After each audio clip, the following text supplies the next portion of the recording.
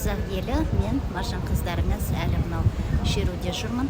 Осы жерде армян елінің азаматтары да бар. Осы соғыстың басталғаннан бері әр кезде осы жаңағы қолдау білдіріп келіп жүр. Біздің де бәр шерулерімізге келген жігіттер, міне солардан сұхбат алғым келіп тұр. Қазір ол кісі өзін таныстырып және Hi, how are you? Could you introduce yourself and tell for my people what do you think about Kazakhstan and what are you doing here first of all today? I was here just like I was here in January when Tokayev put out his forces against the Kazakh people.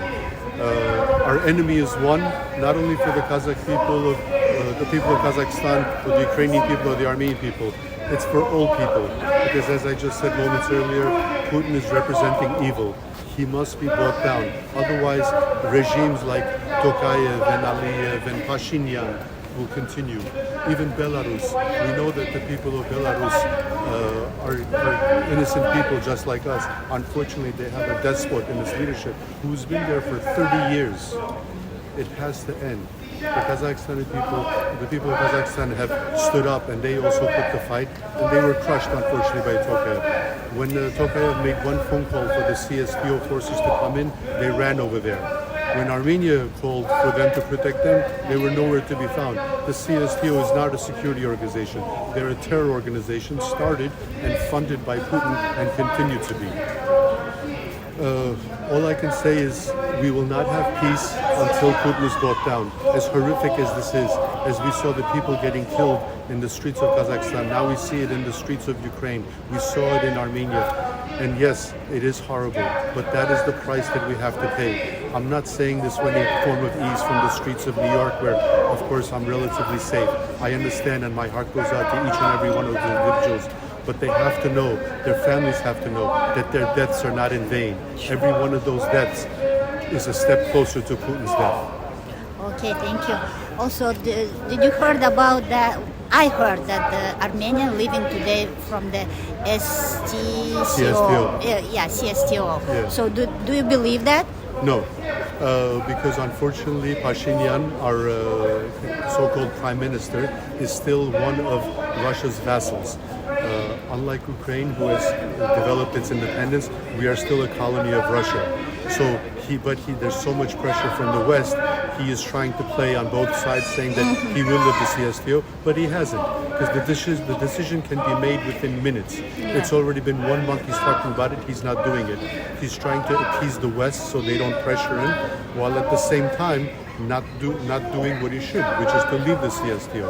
The CSTO is not only a worthless organization, it's a dangerous organization, as we saw in Kazakhstan. The only time they show up is to protect Putin's regime. Thank you. So today, Russian people coming to Kazakhstan from the Putin called mobilization. So what do you think? Maybe that might happen, that situation what was there in Ukraine beginning of war. The same situation in Kazakhstan? Russians, let's understand, when we say that we want Russia to fall, not the Russian people, we have no problem with the Russian people. They're actually, sometimes they tell me I'm anti-Russian. I say I'm not anti-Russian. Yeah. Putin is anti-Russian. He is doing more damage to his own people than anybody can. And yes, they are escaping. Russians and Ukrainians escaping. During the aftermath of the war in Ukraine, the attack, more than 80,000 Ukrainians and Russians came to Armenia, a little country, because they want to get away. Even as bad as Armenia's situation is still much better in Russia, because Russia, they're in a complete blockade. They do not know what's going on. They're getting false information on a daily basis. The sanctions against them are unprecedented. They can't even produce automobiles with automatic transmissions anymore. It is a matter of time. But unfortunately, being under that Soviet/Putin influence for 100 years, they still believe that they are in a mighty country. This is their mighty country. For 2 weeks, they can't even clean paint off their wall, the blood on the wall. So yes, to the Russian people, get out.